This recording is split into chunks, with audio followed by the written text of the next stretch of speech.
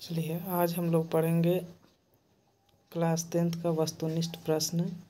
विषय साइंस का भौतिकी विषय है। इसका पहला चैप्टर एवं दूसरा चैप्टर से सारे इम्पोर्टेंट प्रश्न हैं।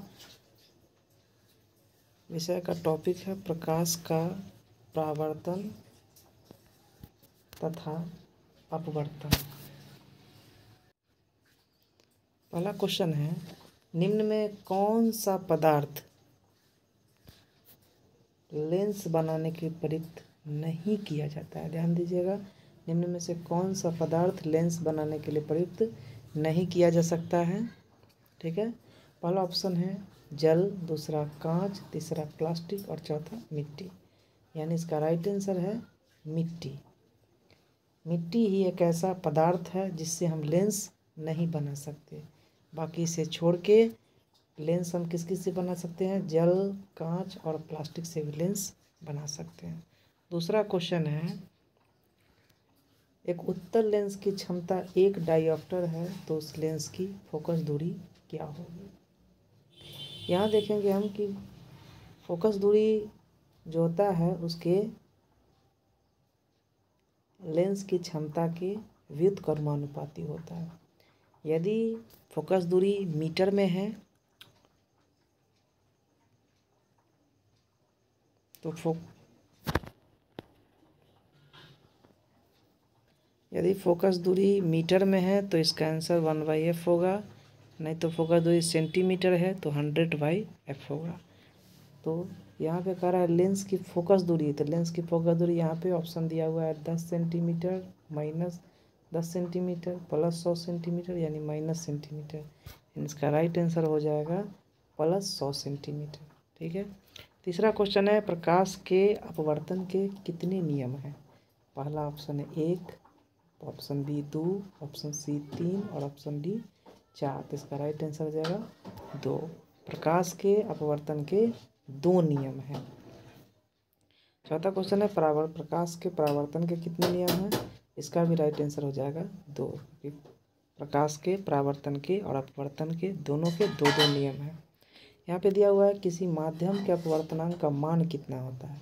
ऑप्शन है sin i बट्टा sin r, दूसरा ऑप्शन है sin r बट्टा sin i, तीसरा ऑप्शन है sin i x गुने sin r, चौथा ऑप्शन है sin i plus sin r। तो इसका राइट आंसर है sin i बट्टा sin r, जिसे हम स्नेल के नियम से भी जानते हैं। ये अपवर्तनांक का दूसरा नियम भी है। किस नगर के जेल में रखा गया था? ऑप्शन ए है पटना, ऑप्शन बी हजारी। चौथा क्वेश्चन है कि एक उत्तल लेंस होता है कैसा? पहला ऑप्शन है सभी जगह से समान मोटाई का, दूसरा है बीच की अपेक्षा किनारों पर मोटा, तीसरा है किनारों की अपेक्षा बीच में मोटा और ऑप्शन डी है इनमें से कोई नहीं। याद रखिएगा, एक उत्तल लेंस एक ऐसा लेंस होता है जो किनारे की अपेक्षा बीच में मोटा होता है। ठीक है, किनारों की अपेक्षा बीच में मोटा होता है। इसका राइट आंसर हो जाएगा सी। इसका राइट आंसर क्या हो जाएगा? सी हो जाएगा। नेक्स्ट है 7वां क्वेश्चन कि सोलर कुकर में प्रयोग किया जाता है, यानी सोलर कुकर में हम किस दर्पण का प्रयोग करेंगे? ऑप्शन ए है अवतल दर्पण है, ऑप्शन बी है उत्तल दर्पण, ऑप्शन सी समतल दर्पण, ऑप्शन डी उत्तल तथा अवतल दर्पण। इसका आंसर है अवतल दर्पण, यानी अवतल दर्पण का उपयोग हम सोलर कुकर में प्रयोग करते हैं। अगला क्वेश्चन है 8वां।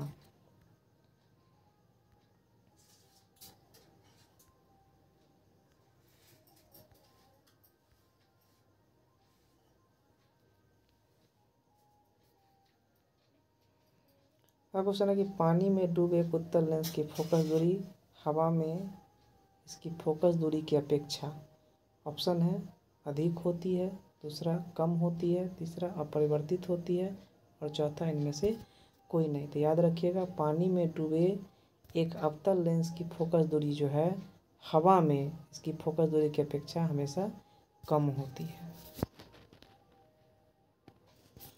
नेक्स्ट क्वेश्चन है कि किसी शब्दकोश में पाए गए छोटे अक्षरों को पढ़ते समय आप निम्न में से कौन सा लेंस पसंद करेंगे?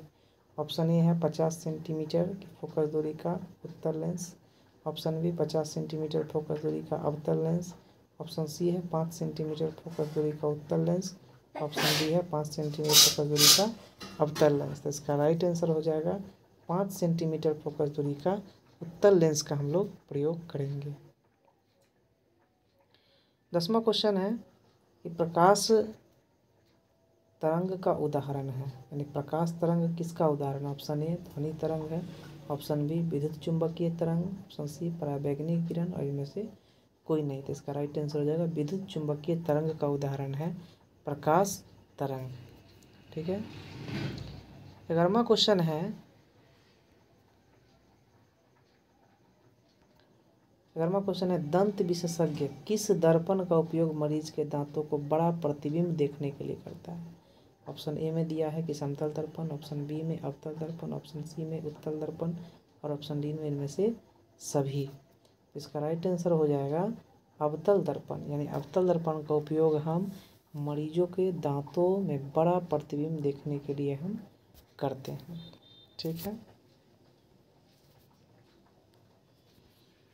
अगला क्वेश्चन है कि कौन सा लेंस अपसारी लेंस कहलाता है? ऑप्शन ए है अवतल लेंस, ऑप्शन बी उत्तल लेंस, सी अवतल एवं उत्तल दोनों, इनमें से कोई नहीं। इसका राइट आंसर हो जाएगा इनमें से कौन सा लेंस अपसारी लेंस है, यानी अवतल लेंस जो है अपसारी लेंस कहा जाता है। अपसारी का मतलब होता है सभी किरणों को एक जगह एकत्रित करना। नेक्स्ट क्वेश्चन है 13वां क्वेश्चन है। 13वां क्वेश्चन है कि एक प्रयोग में अवतल दर्पण द्वारा किसी बिंब का प्रतिबिंब एक पर्दे पर प्राप्त किया जाता है। दर्पण की फोकस दूरी को निर्धारित करने के लिए प्रयोगकर्ता को मापने की क्या जरूरत है? ऑप्शन ए दर्पण तथा पर्दा के बीच की दूरी को, ऑप्शन बी दर्पण तथा बिंब के बीच की दूरी को, और ऑप्शन सी ए और बी दोनों। तो इसका राइट आंसर हो जाएगा ए और बी दोनों। यानी एक अवतल दर्पण में एक प्रयोग में अवतल दर्पण द्वारा किसी बिंब का प्रतिबिंब एक पर्दे पर तब प्राप्त करेंगे जब दर्पण और पर्दा के बीच की दूरी हो और दर्पण तथा बिंब के बीच की दूरी। नेक्स्ट क्वेश्चन है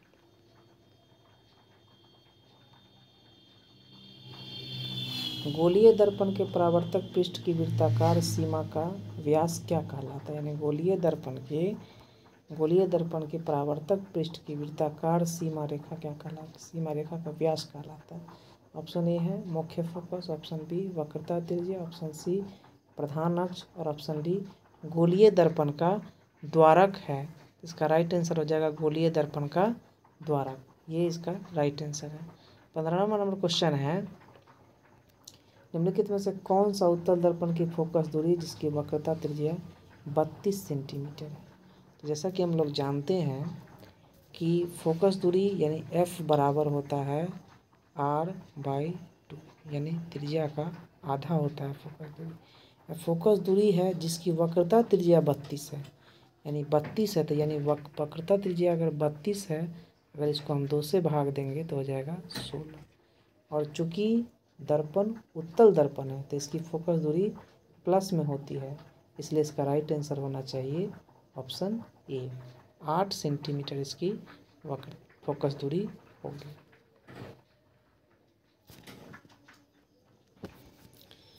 सॉरी, हम लोग इसको f बराबर r/2 किए थे, तो r/2 में 32 इसका है और 2 से भाग दिए तो 16 है। चूँकि ये उत्तल दर्पण की फोकस दूरी प्लस में होती है, इसलिए इसका आंसर हो जाएगा प्लस 16 सेंटीमीटर। तो उत्तल दर्पण की फोकस दूरी वक्रता त्रिज्या यदि 32 हो तो इसका आंसर हो जाएगा सी, 16 सेंटीमीटर। नेक्स्ट क्वेश्चन है किस लेंस द्वारा उत्पन्न आवर्धन का एसआई मात्रक क्या है? तो आवर्धन की कोई एसआई मात्रक नहीं होती है, क्योंकि आवर्धन m बराबर होता है -v/u या h'/h। तो ये दोनों एक ही मात्रक होते हैं, इसलिए मात्रक का मात्रक कट जाता है, इसलिए इसका आंसर हो जाना चाहिए मात्रक विहीन। नेक्स्ट क्वेश्चन है 17वां। टॉर्च एवं वाहनों के अग्रदीप यानी हेडलाइट में आप किस दर्पण का प्रयोग करेंगे? ऑप्शन ए है अवतल, ऑप्शन बी उत्तल, ऑप्शन सी समतल, ऑप्शन डी इनमें से सभी। इसमें इसका राइट आंसर हो जाएगा ऑप्शन ए अवतल दर्पण। यानी अवतल दर्पण का उपयोग हम टॉर्च एवं वाहनों के हेडलाइट में इस दर्पण का उपयोग करेंगे। नेक्स्ट क्वेश्चन है कि वाहनों के साइड मिरर में यानी पीछे देखने में हम किस दर्पण का प्रयोग करेंगे। ऑप्शन ए अवतल, ऑप्शन बी समतल, ऑप्शन सी उत्तल, ऑप्शन डी इनमें से सभी। तो हम लोग जानते हैं कि वाहनों के साइड मिरर में पीछे देखने के लिए हम हमेशा उत्तल दर्पण का प्रयोग करते हैं। चलिए 19वां क्वेश्चन है कि लेंस में कितने फोकस होते हैं। Option A 2, option B 3, option C 1, option D 2 या 3 दोनों। इसका राइट आंसर हो जाएगा 2। इसका राइट आंसर क्या हो जाएगा? तो लेंस में हमेशा 2 फोकस होते हैं, एक F1 और एक F2। F1 लेंस के बाएं साइड होता है और F2 लेंस के दाएं साइड होता है। अगला क्वेश्चन है कि लेंस की क्षमता का एसआई मात्रक क्या होगा। लेंस की क्षमता का एसआई मात्रक क्या होगा। पहला ऑप्शन है डायोप्टर है, दूसरा एंगस्ट्रम, तीसरा ल्यूमेन और चौथा लक्स। जैसा कि हम लोग जानते हैं कि लेंस की क्षमता का एसआई मात्रक डायोप्टर होता है। नेक्स्ट क्वेश्चन है 21वां क्वेश्चन है, बहुत इंपॉर्टेंट क्वेश्चन है कि प्रकाश गमन करती है, यानी प्रकाश जो गमन करता है किस रेखा में। ऑप्शन ए सीधी रेखा में, ऑप्शन बी तिरछी में, ऑप्शन सी टेढ़ी मेढ़ी, ऑप्शन डी इनमें से कोई नहीं। तो इसका राइट आंसर हो जाएगा हमेशा सीधी रेखा में प्रकाश गमन करती है। 22वां क्वेश्चन है, उत्तल दर्पण के सामने एक वस्तु को रखा गया है जिसकी प्रतिबिंब की प्रकृति कैसी होगी। यानी उत्तल दर्पण के सामने एक वस्तु को रखा गया तो उसके प्रतिबिंब की प्रकृति कैसी होगी। ऑप्शन ए काल्पनिक, ऑप्शन बी वास्तविक, या सी वास्तविक या काल्पनिक में से कोई नहीं। इसका राइट आंसर हो जाएगा काल्पनिक। जैसा कि हम लोग जानते हैं उत्तल दर्पण के सामने, उत्तल दर्पण अगर ये है, उत्तल दर्पण अगर इस टाइप से है तो सामने अगर कोई भी प्रतिबिंब, कोई भी अगर वस्तु को रखा जाए तो उसे काल्पनिक समझा जाता है। क्या समझा जाता है? काल्पनिक। 23वां क्वेश्चन है कि इनमें से कौन दर्पण का सूत्र है। ऑप्शन ए है 1/v + 1/u = 1/f, option B है 1/u + 1/v = 1/f, option C है 1/v + u/1 / 1/f, option D v/1 + 1/u = 1/f। जैसा कि हम लोग जानते हैं दर्पण सूत्र में 1/v + 1/u 1/f ये दर्पण सूत्र है। अगर इसको लेंस सूत्र करेंगे तो 1/v - 1/u = 1/f हो जाएगा। तो नेक्स्ट क्वेश्चन है 24वां। ये भी बहुत इंपॉर्टेंट है। निम्नलिखित में से किस लेंस को अभिसारी लेंस कहते हैं। ऑप्शन ए उत्तल है, ऑप्शन बी अवतल, ऑप्शन सी उत्तल एवं अवतल, ऑप्शन डी बाइफोकल लेंस। इसका राइट आंसर हो जाएगा ऑप्शन ए उत्तल लेंस। इसका राइट आंसर हो जाएगा कि उत्तल लेंस को हम अभिसारी लेंस कहते हैं। 25वां क्वेश्चन है कि दर्पण के सामने किसी भी दूरी पर स्थित वस्तु का प्रतिबिंब सीधा प्रतीत होता है, वह दर्पण कौन सा है। तो इसका पहला ऑप्शन है केवल समतल, बी है केवल अवतल, सी केवल उत्तल और डी या तो समतल अथवा अवतल। इसका राइट आंसर हो जाएगा ऑप्शन डी या तो समतल अथवा अवतल। यानी या तो समतल अथवा अवतल होगा तो इसी के सामने किसी दूरी पर अगर वस्तु को प्रतिबिंब सीधा प्रतीत होगा तो वह दर्पण क्या होगा, समतल अथवा अवतल। 26वां क्वेश्चन है, निम्नलिखित में से किस माध्यम में प्रकाश की चाल सबसे अधिक होती है। तो कांच सघन माध्यम है किसके अपेक्षा, पानी का। पानी और कांच से ज़्यादा सघन लोहा है, ठीक है। और सबसे विरल माध्यम निर्वात है, यानी जो जितना विरल होगा उसमें प्रकाश की चाल उतनी ही अधिक होगी, इसलिए इसका राइट आंसर हो जाएगा निर्वात। यानी निर्वात में प्रकाश की चाल सबसे अधिक चलती है। 27वां क्वेश्चन है, अवतल दर्पण के सामने वस्तु को कहाँ रखा जाए ताकि प्रतिबिंब उल्टा, वास्तविक और समान आकार का बनेगा। ऑप्शन ए है ध्रुव पर, ऑप्शन बी अंत पर अनंत पर, ऑप्शन सी वक्रता केंद्र पर, या ऑप्शन डी फोकस पर। इसका राइट आंसर हो जाएगा वक्रता केंद्र पर। यानी अवतल दर्पण के सामने वस्तु को यदि हम वक्रता केंद्र पर रखेंगे तो प्रतिबिंब उल्टा, वास्तविक और वस्तु के समान आकार की तरह दिखाई देगा। 28वां क्वेश्चन है, उत्तल दर्पण से बना काल्पनिक प्रतिबिंब कैसा होता है। ऑप्शन ए है सीधा एवं आवर्धित, ऑप्शन बी सीधा उल्टा एवं आवर्धित, ऑप्शन सी सीधा एवं ह्रासित, और डी इनमें से कोई नहीं। तो इसका राइट आंसर हो जाएगा सीधा एवं ह्रासित। 29वां क्वेश्चन है, एक गोलीय दर्पण की फोकस दूरी अगर +20 सेंटीमीटर है तो वो गोलीय दर्पण कैसा होगा। हम जानते हैं कि किसी भी वह दर्पण जिसकी फोकस दूरी प्लस में हो वह हमेशा उत्तल होता है। इसके लिए इसका बिना पूरा ऑप्शन पढ़े इसका राइट आंसर हो जाएगा उत्तर। लास्ट क्वेश्चन है, तालाब का जल कम गहरा दिखाई देने का क्या कारण है। ऑप्शन ए परावर्तन, ऑप्शन बी विवर्तन, ऑप्शन सी अपवर्तन, और ऑप्शन डी ध्रुवन। तो इसका राइट आंसर आप कमेंट में बताइएगा कि तालाब का जल कम गहरा दिखाई किसके कारण होता है। धन्यवाद।